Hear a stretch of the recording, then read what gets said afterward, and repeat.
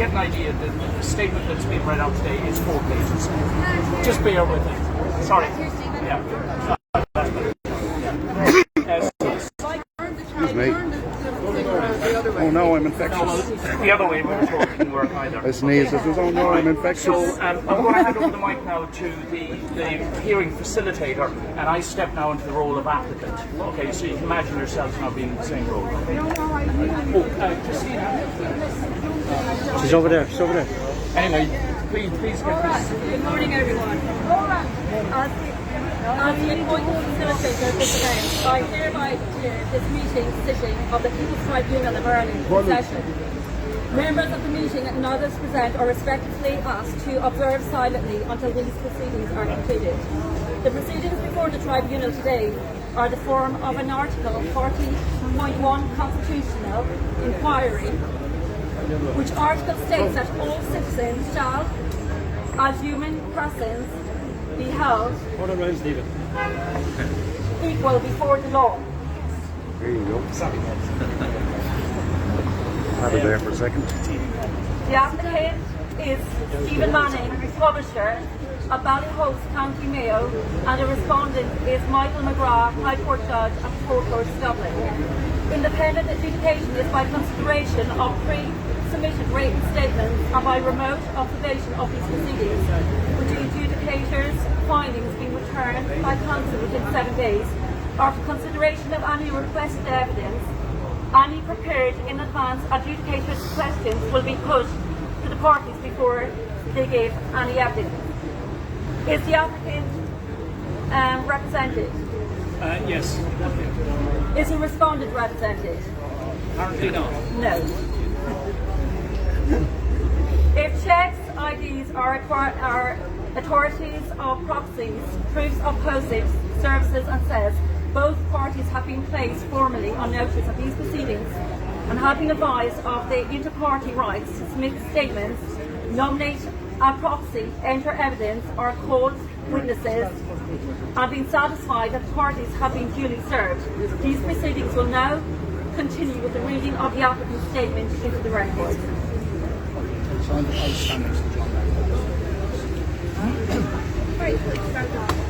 Okay, guys.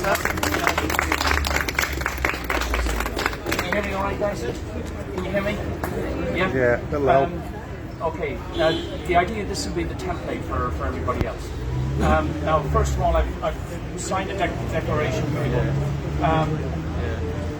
As the named applicant in this matter, I, Stephen Manning, of Ballyhouse, County Mayo, being 18 years older or older, hereby declare that this statement following, which contains 5 pages and 18 number paragraphs, is true to the best of my knowledge and belief, and I make this statement knowing that if it is tendered in evidence, I will be liable for prosecution if I say anything in it which I know to be false or misleading or do not believe to be true.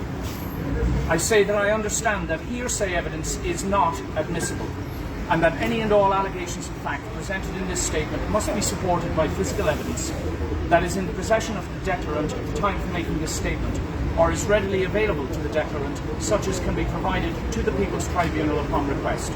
This evidence to be in the form of documents, or of video or audio recordings, or of items or articles referring, and or by sworn statements of truth by eyewitnesses who must be available for cross-examination on the date of the hearing. And just to clarify, guys, I'll just intercede a little bit so that you all understand. Basically, we're simplifying the process.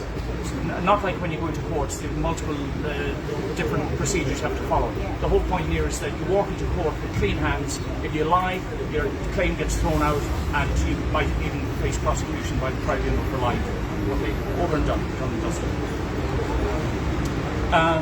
I understand that any statement or evidence presented to the tribunal is open to challenge by any parties named in association with this application, either in writing in advance of any hearing, such as today, or in person at the said hearing, and that should anything said or declared in evidence of this matter be shown to be a contrivance, a calculated falsity, or a knowing deception in any form by any party concerned, that under the false in one thing, false in everything rule, there's a Latin term for that, the person committing any such deception will be excluded from the proceedings forthwith, and any such questionable or compromised evidence provided to the tribunal will be removed from further consideration in the matter referring without any right to appeal, save in respect of authenticating with new self-evident proofs of verifications any such excluded evidence.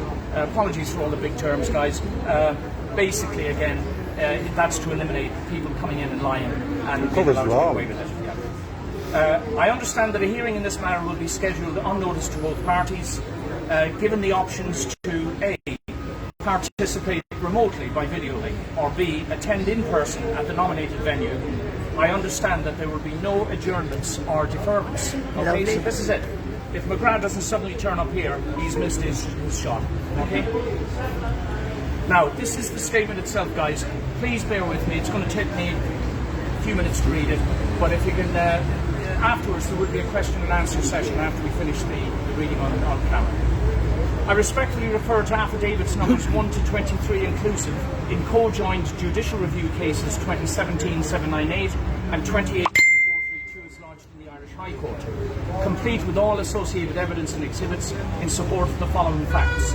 And I commit to providing the People's Tribunal of Ireland with any necessary clarifications or proofs as requested in support of the facts where I am alleging multiple breaches of Article 40.1 of the Irish Constitution by the respondent Michael MacGrath acting in his role as an Irish High Court judge, and in the absence of any defence to these charges and or in the failure of the respondent to refute these claims, that the applicant respectfully seeks a determination from the People's Tribunal of Ireland. For ease of reference, I will refer to the High Court case in the first judicial review as JR number 1 and to the second as JR number 2. JR number 1 was in train since October 2017. Our efforts to progress that case in accordance with the law and with Superior Court rules had been unlawfully obstructed by various officers of the court from day one.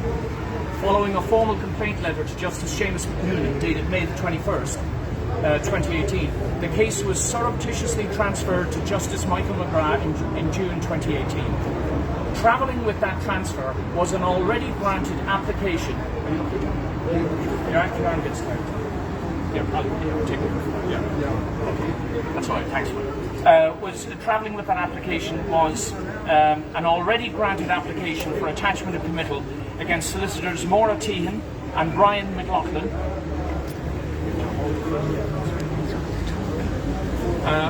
Right, 1 second, guys. Just it's going to be easier to do this way. Thanks.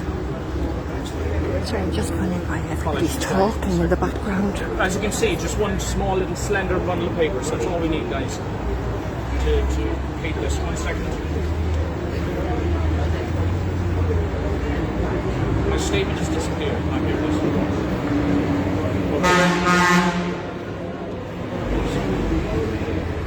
And if necessary, guys, we'll reread it onto camera so that we've got something nice and tight and succinct for everybody to refer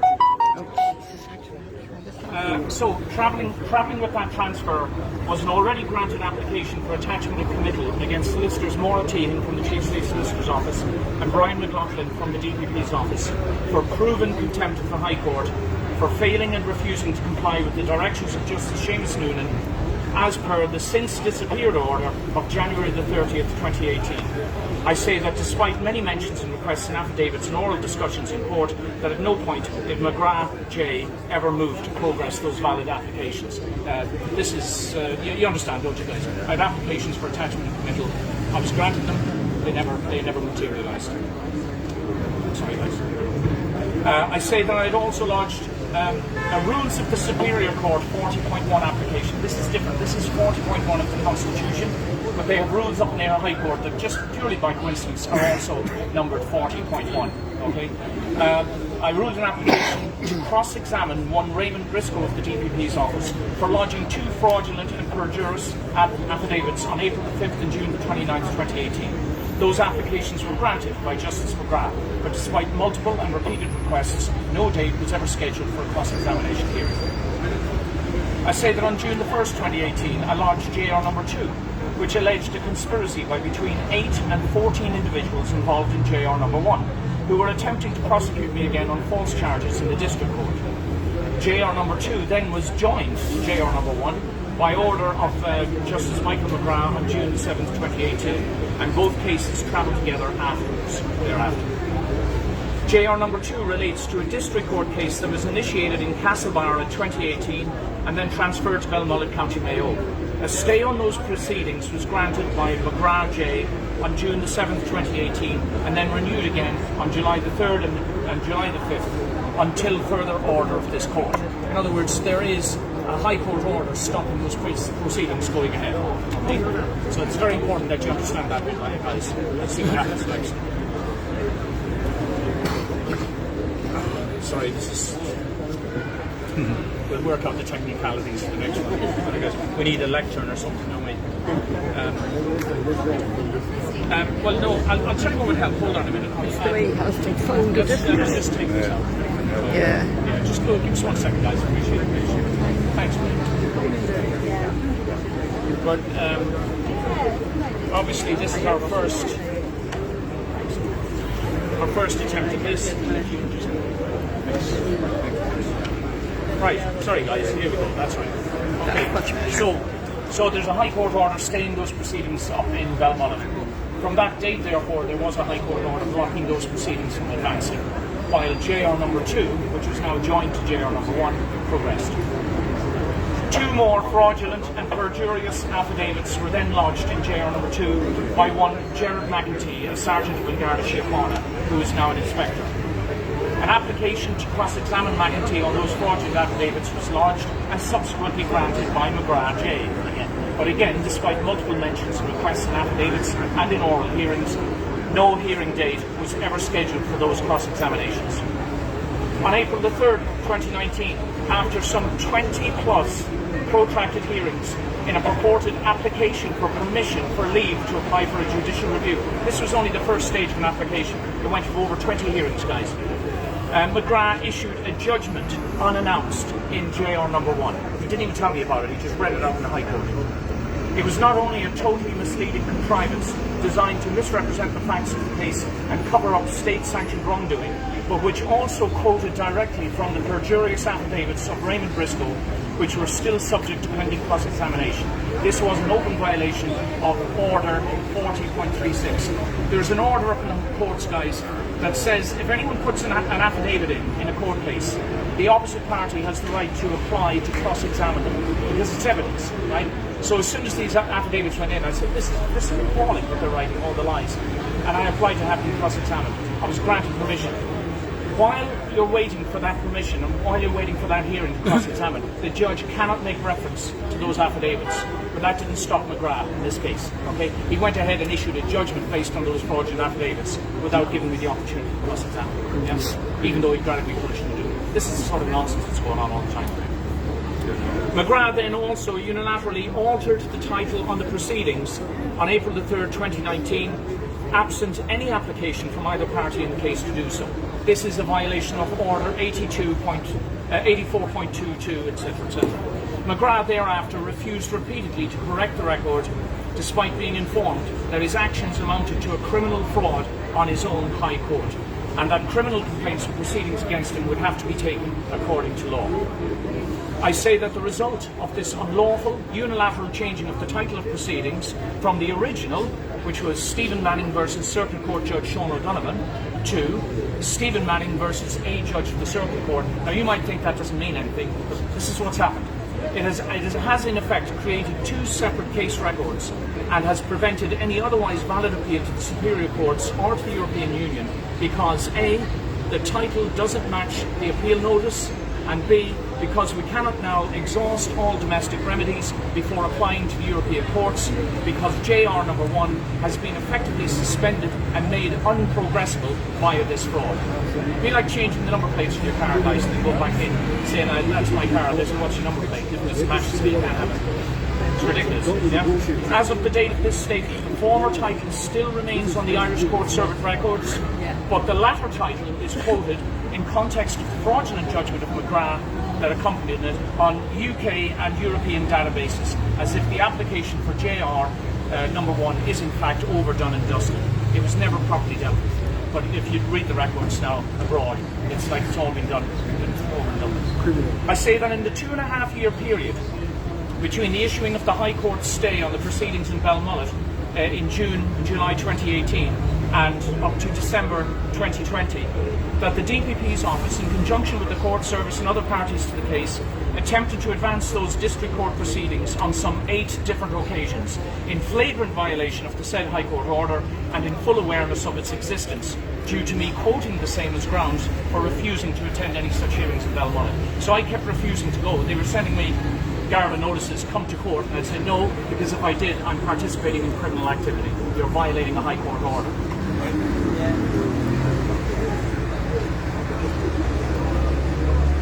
Nevertheless, 2 orders issued out of Balmullet District Court ordering me to attend a hearing on March the 10th this year. Now armed with documentary evidence of contempt of the High Court, I applied to the High Court for orders of attachment and committal, naming District Court Judge Fiona Lydon, Garda Inspector Gerard McEntee and DPP Claire Loftus. And a hearing in this matter was held before Justice Charles Meenan on March the 9th this year, where he directed, untruthfully, that this matter must go back before Justice Michael MacGrath. For future reference, we note that Claire Loftus and Fiona Lydon did not turn up at that hearing, and they did not send legal representation, thus committing yet another contempt of the High Court. This was neither noted nor sanctioned by Justice Charles Meenan. I say that I immediately corresponded with Justice Michael MacGrath by formal letter, seeking how to possibly advance our applications for attachment and committal in JR number 2, in circumstances where MacGrath had been formally proscribed and excluded from further dealings with us due to his prior criminal actions and the pending criminal proceedings against him here at the CCJ. They're sitting up there in their offices, right? Nothing's happening that we know about. We're almost there, guys. Another just page and a half. I say that without any application by any of the parties to these cases, and without any formal notification to me as the applicant, that Michael MacGrath unilaterally declared a sitting in JR number 2 for Tuesday, May the 11th, 2021. I say that we amended our already served notices of motion for attachment and committal from March the 9th, and reserved them on all parties to the case, including on the Central Office and on Justice Michael MacGrath in person, in advance of the May the 11th hearing, complete with a notice of conditional appearance, and we attended the High Court with scores of witnesses, 7 of whom entered the courtroom with us. And some of you guys were there that day. You'll remember it. That's when we all put armbands in and went in.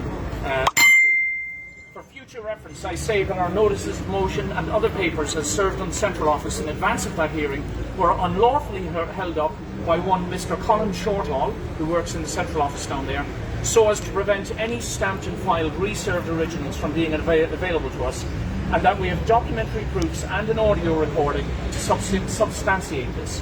Those documents were then returned in the post to us, unstamped and unfiled, dated May the 11th. That was the day of the hearing. Do you remember, guys? Yeah. So they had them in the Central Office. I told them I was up here on the Monday, the day before, said, just give me a text, I'll come in and collect them.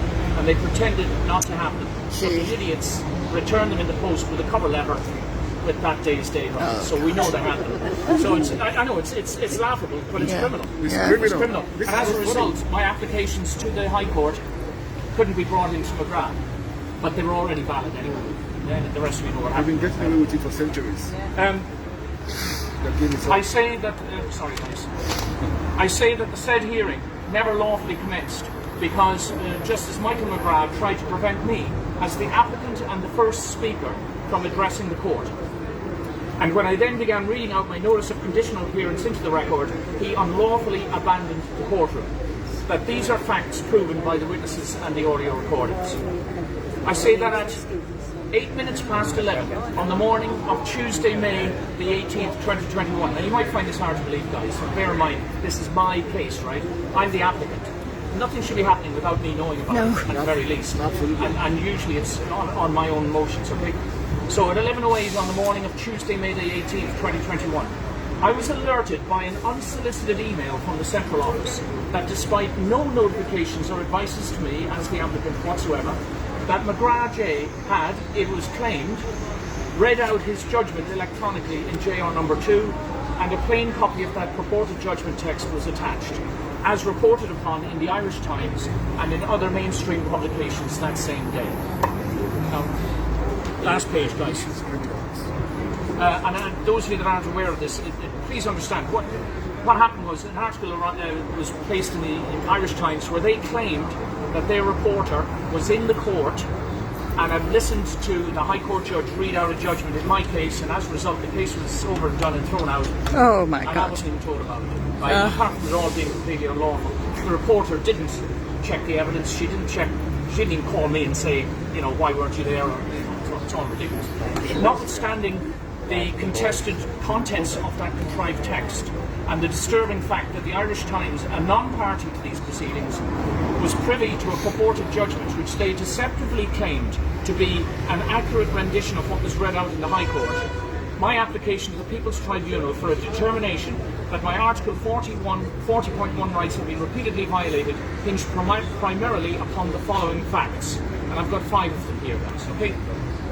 Number 1, that my right to proper procedures has been irreparably breached, inasmuch as MacGrath J has improperly moved to issue judgment in both JR cases, whilst live applications to cross-examine witnesses on their perjurious affidavits under Order RSC 40.1 remain granted but not processed, and that he then quoted the contents of those fraudulent affidavits and or made reference to the same in open violation of Order RSC 40.36. Number 2, that he allowed proceedings to continue for 2.5 years, absent any response to my original grounding affidavit and submissions. Now, again, I should clarify this, guys. When you lodge a court case, you know how it works. You put in an affidavit. It's called the grounding affidavit. This is why I'm coming to court. You know, this has happened and I'm not happy about it and I want a result. The opposition then gets a chance to respond to it. Yeah? And they have to. If they don't, the case is done. You win by default. Okay? Now, the judges might complicate it by saying, I want you now to put in submissions, which means a load of convoluted quotes and legal case law and all that sort of stuff. My original grounding affidavit and my submissions were never, ever responded to in 2.5 years. And they allowed this travesty to continue. Okay? No more. No, exactly, yeah. So he allowed it to continue for 2.5 years, absent any response. Sorry, let me change hands here again. Absent any response to my original grounding affidavit submissions in JR number 1, and he allowed out of time general affidavits containing hearsay in violation of orders 40.4, 40.8, and 40.225. Number 3, that he has moved to judgment unlawfully, absent notice, whilst live applications for attachment to committal in both JRs naming agents of the state remain unprocessed. Number 4, that numerous acts of fraud, deception, criminal damage and contempt of court by various officers of the court have not only been completely ignored by MacGrath J throughout, as detailed in my affidavits and formal complaints, but indeed have been actively facilitated by Justice Michael MacGrath's brazen contempt of his own court. And number 5, that all of this has occurred notwithstanding all of the additional evidence of repeat systemic violations of the law and the Constitution that have been visited upon me personally in context of these co-joint cases as part documented in the publications, number 1, criminality in the Irish courts in the absence of the rule of law, and number 2, indictment and petition for a public inquiry into state-sponsored criminality in Ireland. All right, that's the little black booklet. Okay. So the final paragraph here, guys, that I hereby declare that Michael MacGrath, the respondent in this application, has gravely, serially and criminally abused his role and position as a High Court judge in the conduct of these proceedings, displaying overt bias and favouritism towards state actors and extreme prejudice against this law-abiding litigant, in variously facilitating and or ignoring multiple violations of the law and of due process by the opposition, whilst concurrently denying justice and due process to this applicant. In so doing, he has not only committed multiple offences against the administration of justice and openly scandalised the courts, but he has clearly violated my Article 40.1 rights to be treated equally under the law. End of statement. And we'll now go back to the hearing facilitator. There's just one more little segment. You'll see how this is working, guys. Okay? Do you want to fix that one there? Hold it closer. Is there a responding statement or any rebuttal of this claim? Is Michael MacGrath here yet? No? Okay, so we go on to the adjudicator's question. I'm just going to read out them. Yeah, if you do them one at a time. So the adjudicators have sent in some questions based on that statement, guys, all right? And the whole point now is, see how simple the procedure is when you compare it to what we go through in the courts. I and the respondent both get a chance now to answer these questions, so that the adjudicators, they will get the video footage now of the statement, which they already had, and the answers to the questions before they come to their conclusion in about a week's time, all right? Nice and clear. And the good thing is you all get to see what they see, yeah? Adjudicator's question number 1. Have you sought a Gary Doyle order in the district court in retrospect of JR number 2? If so, what was the outcome? Sorry, Mike, come in front of you. We'll just swap positions. Yes, he's asking if we saw the Gary Doyle order. If, for those of you that may not know, the Gary Doyle order is the standard procedure when you want disclosure, or what they call discovery, from the opposition. Okay, so you're charged with something and you say, well, I want to see the evidence against me. Right? So yes, I did see a Gary Doyle order from the district court, and the short version of the story is that they claim to have video evidence of me allegedly assaulting, I know, a court service staff manager. He was behind a counter. I told him, go and get my goddamn file. I was getting irritated, and he, if you knew it, you'd understand why. That was my exact words to him. Go and get my goddamn file, please. Stop wasting my time or something. That was enough for them to come up, after the fact, literally 9 months later, out of time and everything. So I asked for the Gary Doyle order. They claimed to have video evidence of me threatening to hit. It didn't happen, so I knew they didn't have it. So I asked for it.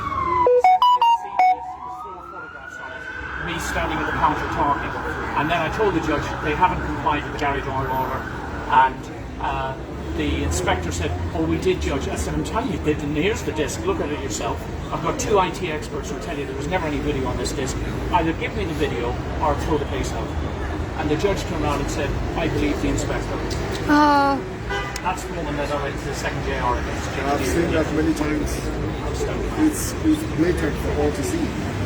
This has to stop. Please elaborate on co-join JR 1 2017-798 and 2 2018 432. Are a co-join as usual, are they very helpful? Are they agreed by both parties? You get used to that for a while. To put the question more simply, he's asking why were the JRs joined, and is it normal for this to happen? Well, to be fair now, High Court judges have the discretion to manage cases. They can put 2 or 3 cases together to make it easier to manage if you want. So the fact that he co-joined them is not suspicious. Well, it's not suspicious in and of itself, not until you realise that I would turn up to court one day, I'd be told that we were going to deal with one of the JRs, and I'd arrive with all my stuff, you can imagine literally a trolley load of files and everything, and then they deal with the other one, and I'd be unprepared. There was an awful lot of, I believe it was designed to obfuscate and make matters unmanageable. So it can be done, but once they were joined, they were never unjoined.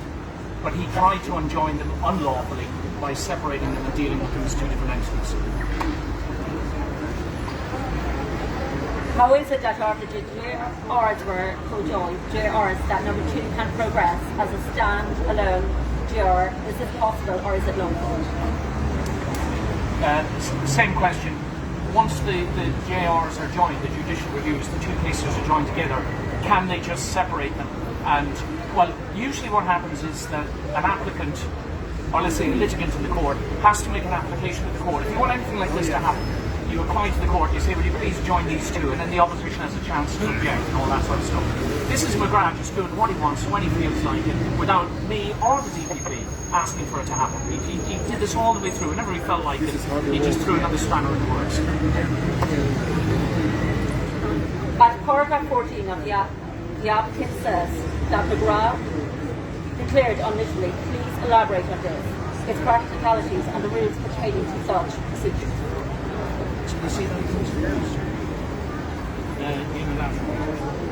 Oh yes, that's right. I said in the statement that MacGrath did this and he did that unilaterally. That's the point I was just making. High Court judges have got a lot of discretion, of course, in what they do, but they can't for instance, change the title on proceedings without there being an application for it, or at least without giving us a warning that he's about to do it and seeing if we have an objection to it. He just did it. So this unilateral changing, breaching of rules, no, they can't do it. Not lawful. At paragraph 17 to line 3, can the applicant elaborate on the RSC 40.4, 40.8, 40.225? These are the orders that we said that they're violating up in the High Court. The first order is the one that allows a person to cross-examine the affidavit of somebody else. That's a rule, okay? And if they make the application, the judge cannot refer to the contents of those affidavits, obviously, because if one party saying, "Oh, it's a bunch of lies," and he just completely ignores them, he goes ahead and quotes the affidavit. See, the trouble is the affidavits were coming from the DPP's office and from a member of Garda Síochána who's working under the DPP's directions. So the judge basically said, I'm going to quote these things. I said, but they're all lies. So he granted me permission to cross-examine, but then never facilitated that cross-examination, and then just moved ahead and quoted those fraudulent affidavits and fraudulent judgment. Okay, you understand, guys? Yeah. What's wrong with this? Yeah. Here we go. Question from adjudication number 3. What safeguards are there to ensure the evidence statements are factually true and correct? Yeah, this is interesting, guys. So how does the tribunal check that these statements are accurate and true? Well, that's why we use the tribunal, guys, the council. So in other words, when an applicant makes their application, it goes to the council first, and they have an investigations division, and they basically check it out, maybe communicate with the applicant. If there's issues in it that need clarification, the evidence is sent in, right? Then if the adjudicators want to see the evidence, they don't contact the applicant, they contact the council. All right, so there's a separation in ideal circumstances. You understand that, guys? Yeah. So it's the council that's checking the quality of the papers and everything, and the adjudicators, if they have a question, they put it to council. Council then contacts me or whoever it might be. Okay. If criminal offences have been identified, will the PTI take any further action? Is that the last one? Right. Yeah, this is the last question, guys, from the adjudicators. I think I mentioned this earlier. If the adjudicators identify, which I would hope they do, criminal offences that have happened here, offences against the administration of justice and that sort of thing, I can then use the documentation I get from the People's Tribunal to lodge applications here or complaints with the Garda Síochána, or even take a civil claim for damages. Right? Think about it, guys. One of the things we're encouraging people is, once you've discovered you've been offended against by an agent of the state, price your crime. Price it. Put a price on it. What does it cost you? Put a value on it. And that also opens up an avenue to the small claims court as well. Because a lot of this is about turning the system back in on itself until start doing their jobs fairly and correctly. It's really that simple, guys. We're pushing for reform. We prefer not to have a People's Tribunal. We've got to have some other alternative. Absolutely. What's going on. This is a necessity. Thanks. Very good. Now we're going to look at the oral response from the respondent. Not here. Okay. So the applicant's concluding statement, please. I don't think I need to do a concluding statement now, guys. It's all here. The idea of having this exchange, if there was any arguments on camera between the two parties, now would be the time to wrap up, and we limit that to 2 minutes. Okay, so everything, the whole point, and I know we've run on a bit extra here today, but the whole idea is that the whole thing gets done in 40 minutes from start to finish. Okay, it's over and done with. One set of papers, we wait a week, the adjudicators send their findings back to council, and then council issue the documentation. That's it. It's over and done with. All right. No repeat returns to the court. No bucketfuls of documents and everything that you have to deal with. Okay. Nice and simple. All right. So. Oh yeah. Okay. This concludes today the sitting of the People's Tribunal. The adjudicators will now respond to these findings to the PTI Council for formalisation and publication. Those present will wish to sign up to the PTI database. Please fill out the forms provided. Thank you to everyone for coming today, and thank you for everyone's participating. Thank you. Well,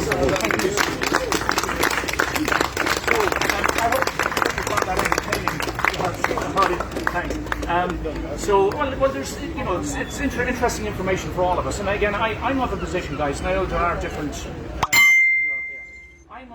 I'm of the position that, of the opinion that most of the people who work for the state, in the certainly in the middle and lower ranking tiers, are quite probably decent people. Right? They're obliged, though, to follow the orders and instructions and directions of those above them. That's where we've got the problem, I believe.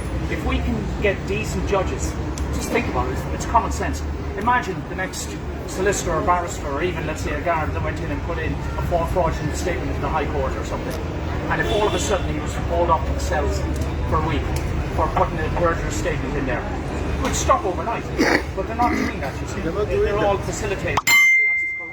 So this is our best efforts to try and make a difference. Now, I'll tell you what we'll do now, guys. Right? Just back now into my other role, okay? If anybody has questions, well, first of all, we've got a clipboard with a couple of sheets of paper. If we don't already have your contact details and you want to feel free to just phone number, email address. We don't need your full address, just a name, phone number, and email address, and the county that you live in. That would be helpful. Because one of the developments from this is that we are going to start training people, in how to do, for instance, the common informers, these simple processes. Now, they're in the booklets as well, but we're going to start going out. We're also going to start organising citizens' arrests. Now, don't get overexcited, all right? There's going to be no rugby tackles involved, okay? Most of it's going to be symbolic and it's going to be verbal. But the idea is to start making the rogues up in the high places feeling uncomfortable. They get out of their Mercedes, they think they're going to short hop home, and all of a sudden they've got 3 or 4 people serving papers on them, on camera, and so on and so forth, all right? It is really the only way to go, because we don't have the resources at the moment. We don't have a police force, and we don't have prisons, and so on. But the idea is to try and raise awareness to the general public about what's going on. So, like I said, if you want to be on the database, Christina, is she there? Christina? Christina! Busy! Oh, is she there? Hi, Christina!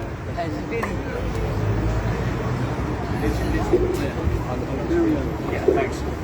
So Christina will have just a red clipboard with just a couple of sheets of paper. So if you want to, we don't have your contact. Yeah, could you get the red, the red clipboard with the 2 sheets of paper? I think it's in my briefcase. And just with a pen, Christina, and just chair here that people use if they want to. Okay. So if there's any particular questions, guys, especially about the idea of the tribunal. Now we do have a website. We have business cards. Please note that there's 2 website addresses. Okay. The old one is peoplestribunalir.com. Right. That's obsolete now. All of this is just a page. All right. It was a sort of a false start.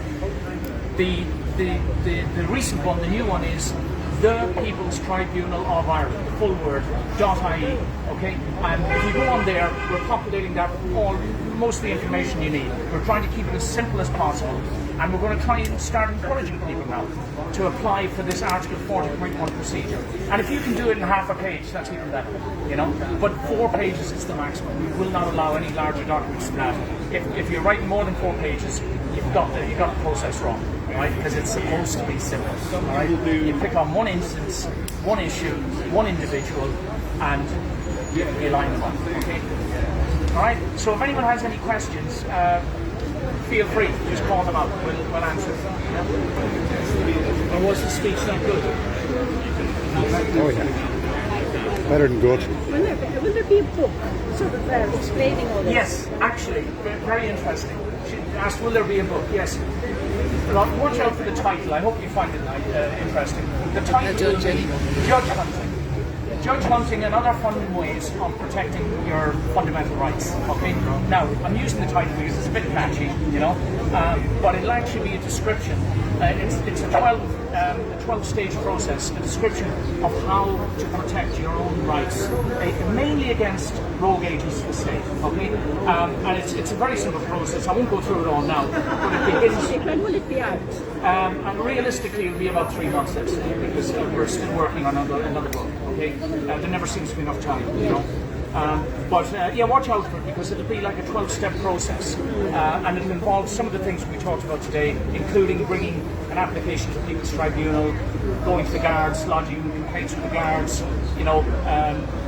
so on and so forth, common informers, and pricing the crime and following up. But it takes. You have to be determined. You must be determined. And once you realise you're in the right, I think this is one of the biggest problems that most of us face. We have deferred authority to the authorities, and we mustn't forget their fundamental role, their essential role is there to serve the public. That's what it is. We've all forgotten that. This lockdown thing is showing very clearly that we're all being we're being bullied really into doing things that a lot of us don't feel very comfortable with at all. And if you do really reclaim your own authority, if you think about it, guys. Other than the fact that a lot of you know who I am now, I'm not rich. There's nothing. I don't have millions behind me. I was just determined, and I also knew that I was right. It was very clear. I was reading the law. I was looking at not only the law but also morality and right and wrong, black and white stuff. You go, look, I know I'm in the right. So the problem is over here somewhere. But if you stick to your guns, look what's happening. We've had something like 27 or 28 judges now get up and abandon the courtrooms. Just poor little old us just got. Now, of course, a couple of times it's been a bit dramatic, but most of the times it was judges just refusing to do their jobs and abandoning the courtrooms instead of following through and doing a procedure, in order to protect the balance at court. Thank you. So, are there any questions, guys? No? Yes. Yeah, okay. Now, well, the first thing you could do, I think we've still got some copies left. You have that copy. Read that book first of all, because it's actually very, very simple. It's a law dates back to the 1850s. And any one of us could walk in right now without telling them, you don't tell them, as a matter of fact, don't tell them you're coming because it gives them an opportunity to obstruct you. Walk straight into the district court and walk up with one piece of paper and you give it the card. And if they try to give it back to you, you say, no, thank you, it's been served. And you smile, and then you sit and you wait because they will make you wait. And you're the last one to deal with on the day, but that's all right. And then you go up and you give your evidence and you ask for a summons and you prosecute the opposite party. Okay? Now, there are complications to it and depending on the severity of the crime and so on, but it's in the book, it'll help you understand. But a lot of petty crimes that are being committed against us, petty deceptions and frauds and deceits and everything, you can prosecute people in your own name. And that's why we've got, I think it's about 13 applications for common informers sitting up here in this office, up here.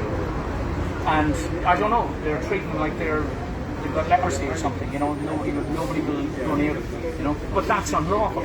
They're breaking the law by not processing them. As a matter of fact, I did tell them after this was over, we would like a courtroom at some point after 12 and the judge, please, to deal with the outstanding common informers. Strangely, we've had no response. But well, I'll go in there and make life uncomfortable for them after this, in a few minutes. Well, there's no need to make a big fuss of them. No, I'll go in and I'll just say, what's happened? You see them ducking and diving, it's like, even up in the Supreme Court, we've seen that. We've gone into the Supreme Court counter and we've seen someone in the back going, waving at the counter going, and they all sort of slide out. So we must be doing something right, guys. We must be doing something right. Okay. So again, guys, if anybody, yes. It's what you're talking about today. Does that encompass what people are talking about, common law court? Clarify that. Is that something different to consider? Okay. The question was, is the People's Tribunal anything to do with what is known as common law courts?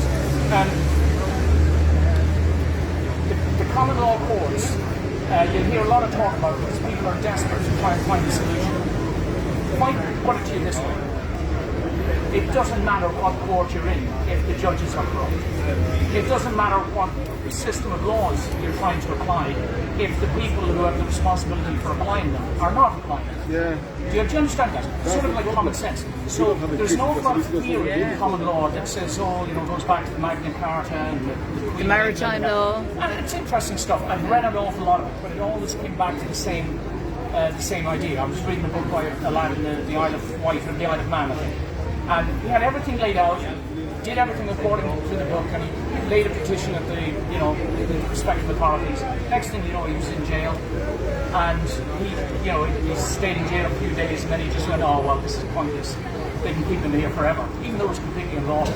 So that's the point I'm trying to get at. What we're doing here, this is new, this has not been done before. There are other people's tribunals in existence around the world. There's one very large one that was set up by, I've forgotten his name now, of course. Anyway, a couple of famous guys, 30 or 40 years ago. Oh no, sorry, not. Jean-Paul Sartre, I think. Yeah. Anyway, you'll see other examples, but already we've seen 3 or 4 similar entities springing up.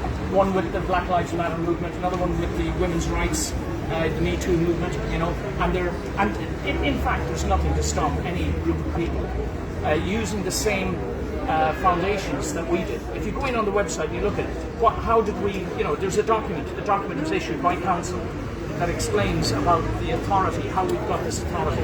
We put the authorities on notice many, many times that we were going to do this. They had an opportunity to say no.